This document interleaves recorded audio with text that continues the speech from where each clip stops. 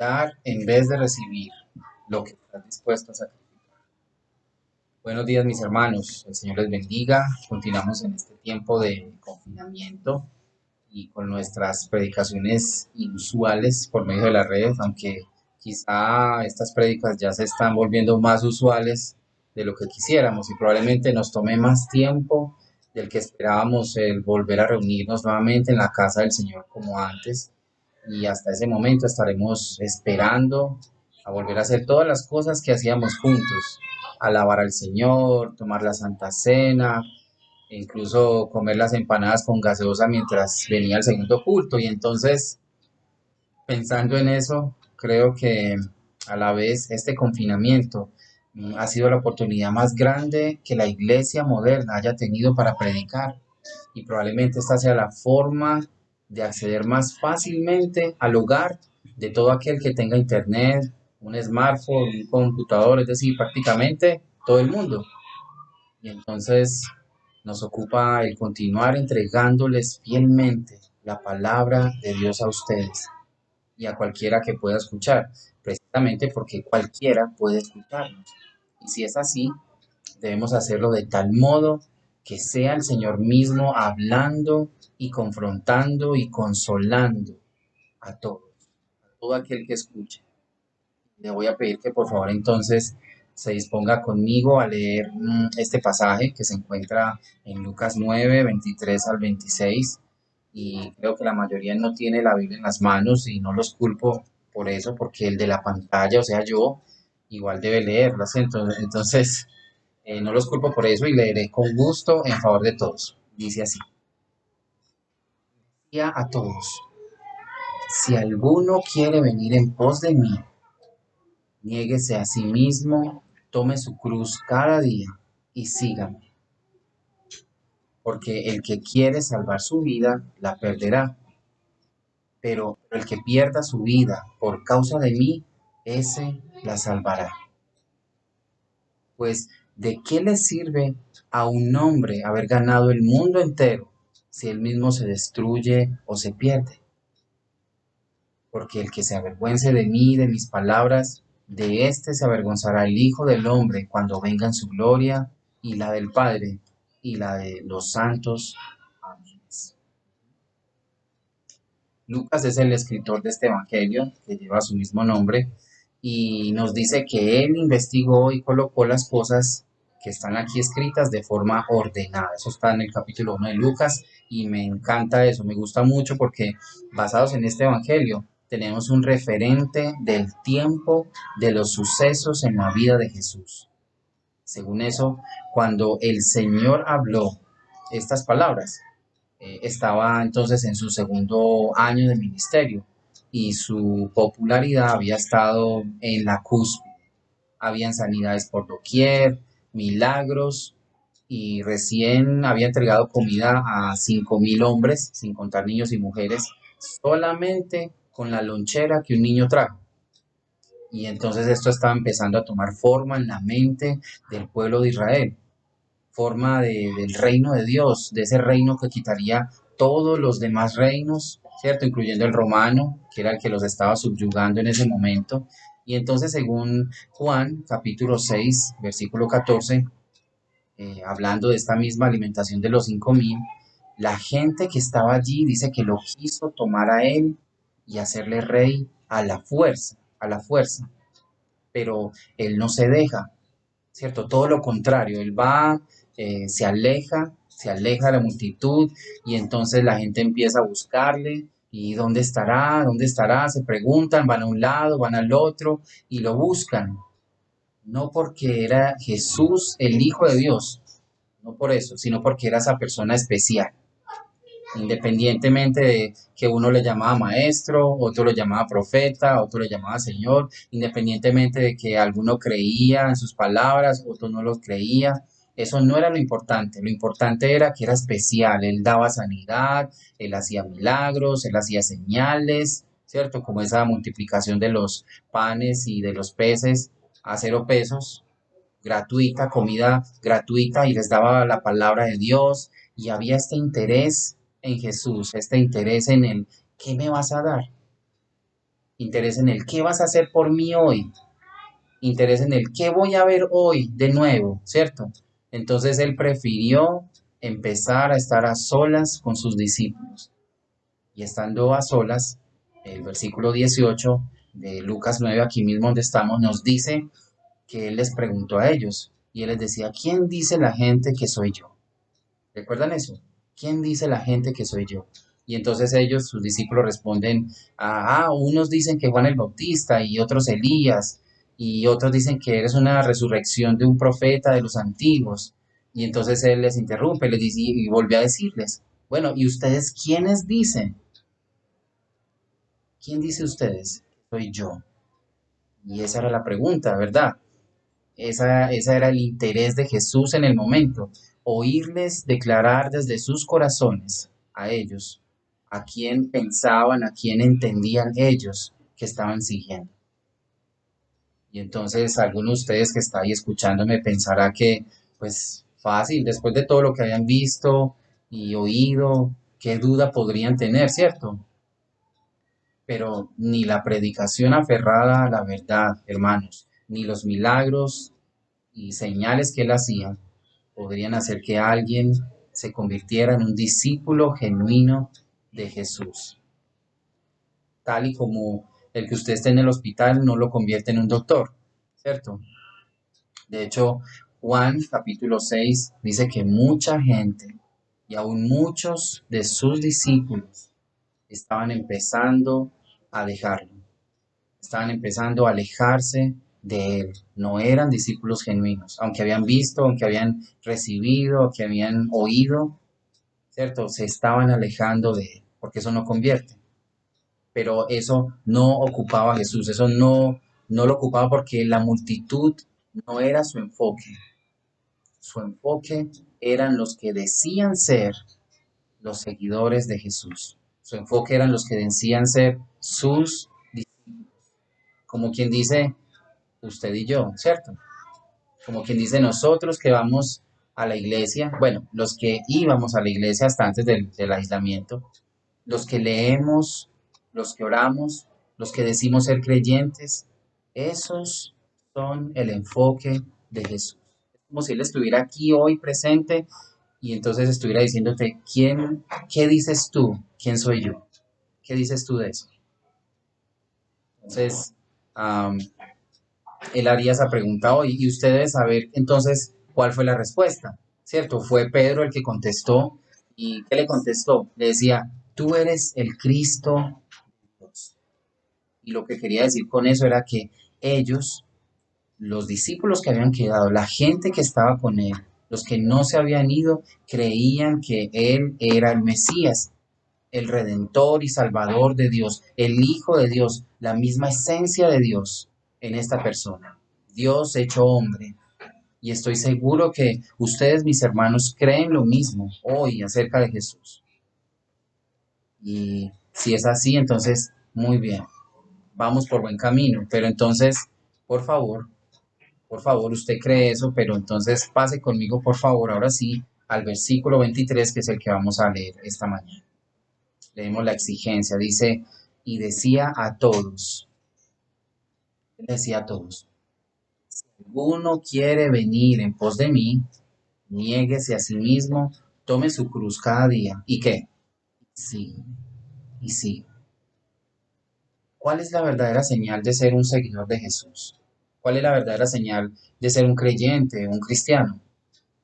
¿Acaso el estar bien en todo, que nada me sale mal? Soy un seguidor de Dios genuino porque nada me sale mal, todo me sale bien.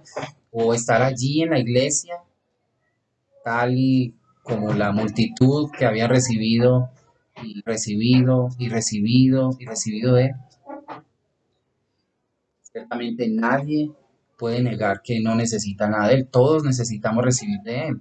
Yo lo necesito para todo. Él me sostiene y me bendice aún a través de los dueños de la empresa, los que pagan mi salario y siempre estaremos recibiendo de él. Pero lo que veo aquí es que un verdadero discípulo eh, no es aquel que simplemente está ahí recibiendo, es aquel que da todo, a su Señor. No es el que recibe, es el que da todo a su Señor. Es el que se somete completamente a su señorío. Es el que se niega a sí mismo. Es el que toma su cruz cada día y entonces lo sigue.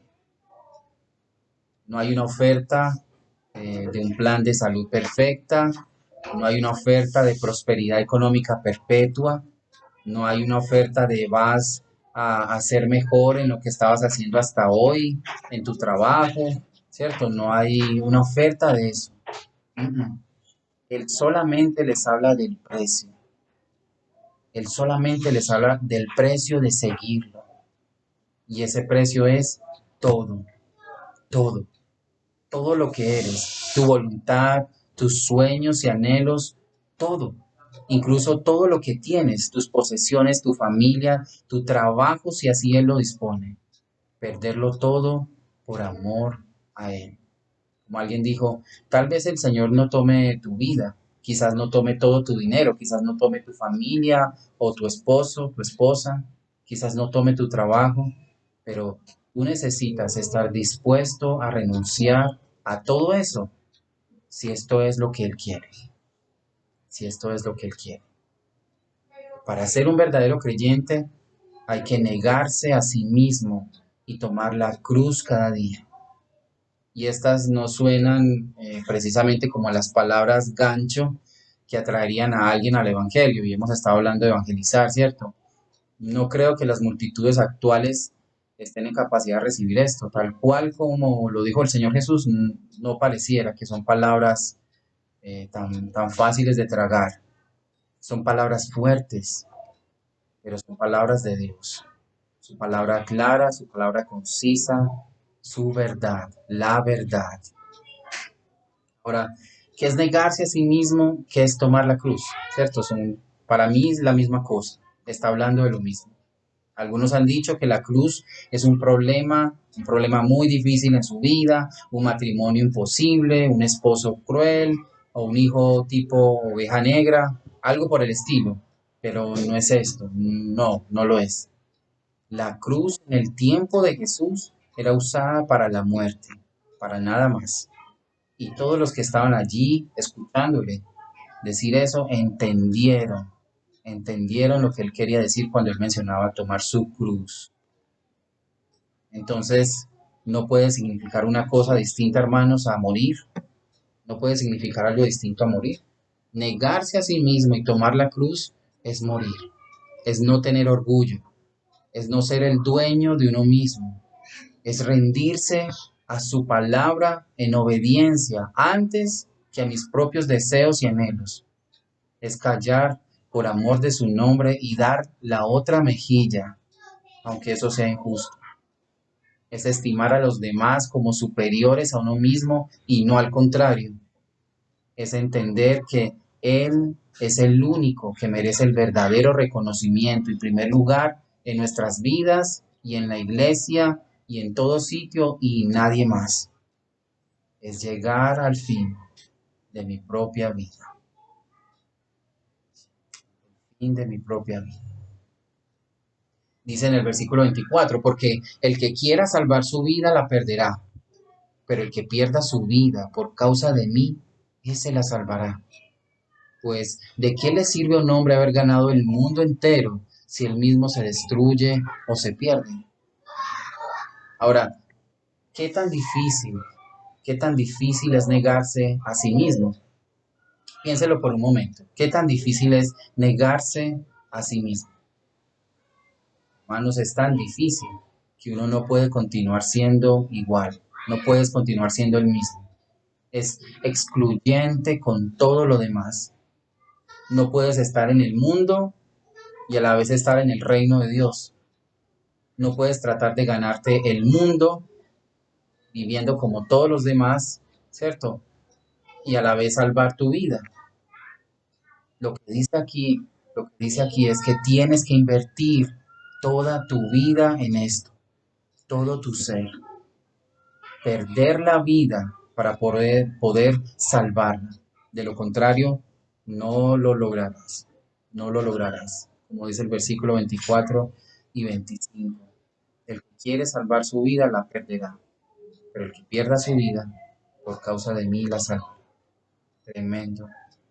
Entonces, si usted llegó a pensar que ser cristiano era simplemente hacer una corta oración, le anuncio que es mucho más que eso. Ser cristiano es más difícil de lo que parece. Y sí, es una cuestión de fe, pero aunque es una cuestión de fe, se debe ver reflejada en la vida diaria, en lo que estás dispuesto a dejar, lo que estás dispuesto a sacrificar. Abraham estaba dispuesto a sacrificar su hijo, ¿cierto? ¿Qué estás dispuesto a sacrificar tú? Ser cristiano implica sentarse antes de construir la torre y ver si tienes lo suficiente para terminarla o no. Ser cristiano es sentarse y deliberar antes de ir a la guerra, a ver si con 10.000 soldados podrás vencer los 20.000 del enemigo y darte cuenta que no es posible y que entonces deberás rendirte antes de empezar. Es el todo por el todo. Ser cristiano puede traer problemas a tu vida, puede incluso dividir tu matrimonio y tu hogar y traer guerra en donde antes había paz. Aunque también ser cristiano te daría la verdadera paz en tu corazón, aún en medio de lo peor. Ser cristiano implica amarlo a Él por encima de todo y de todos, por encima de ti mismo, por encima de tus padres, por encima de tus hijos y quedarte solo si eso significa estar con Él. ¿Qué estás dispuesto a sacrificar? ¿Qué estás dispuesto a sacrificar? Hubo un hombre joven que se le acercó a Jesús y le preguntó qué podía hacer para salvarse. Y entonces la pregunta estaba enfocada en las cosas que tenía que hacer para lograr la salvación. Y por supuesto que todos sabemos que eso solo se logra por la fe, ¿cierto? Sin embargo, noten que hubo una exigencia. Ustedes han leído la historia, está allí en Marcos 10. Hubo una exigencia, que es la misma exigencia que estamos hablando hoy. Este hombre estaba acostumbrado a su vida, estaba acostumbrado a sus placeres, estaba acostumbrado a sus negocios, a su dinero. Y entonces el Señor le dijo, pues, ¿qué tienes que hacer? Ve y vende todo lo que tienes y dalo a los pobres. ¿Qué hizo él? ¿Qué hizo él? ¿Cierto? Este hombre que no había sido malo, sino bueno, según los estándares del mundo, que había practicado cosas buenas desde muy joven, prefirió seguir su vida como la traía y no cambiarle nada. Él no dejó su religión, él no dejó las prácticas que le exigen en su religión, él siguió por la puerta ancha y fácil, pero cuyo final es el infierno, aunque todo el tiempo le promete el cielo. Él no estuvo dispuesto a sacrificar lo que más amaba. Él tenía su vida allí y prefirió ganar eso y perder la vida a perder su vida y ganar el cielo. ¿Qué hay de ti? ¿Qué estás dispuesto a sacrificar por seguir al Señor? ¿Qué estás dispuesto a sacrificar por seguir al Señor? Dar en vez de recibir. Dar en vez de recibir lo que estás dispuesto a sacrificar. Oremos, hermanos. Padre, en esta mañana te doy gracias. Creo que ha sido una corta reflexión, pero también intensa. Y te ruego, Señor, por cada persona que está aquí escuchando en este momento. Te suplico, Señor, que seas tú redarguyendo nuestros corazones y enseñándonos y mostrándonos qué es lo más valioso en nosotros. Mi orgullo, mi vida, mis anhelos, mis deseos. Ayúdanos, Señor, por favor, a entregar todo, incluso nuestro amor propio, si así es necesario. Te suplico, Señor, que nos conceda ser aquellos que se humillan ante ti y que prefieren humillarse ante los demás y quedar mal con los demás antes que contigo, Señor. Ayúdanos a pagar el precio que implica todo lo que tenemos. No nos quedemos con nada. Ten misericordia, Señor, de nuestras vidas. Ayúdanos, por favor, Señor, a terminar esta carrera. Bendícenos. En el nombre de tu Hijo Jesús. Amén.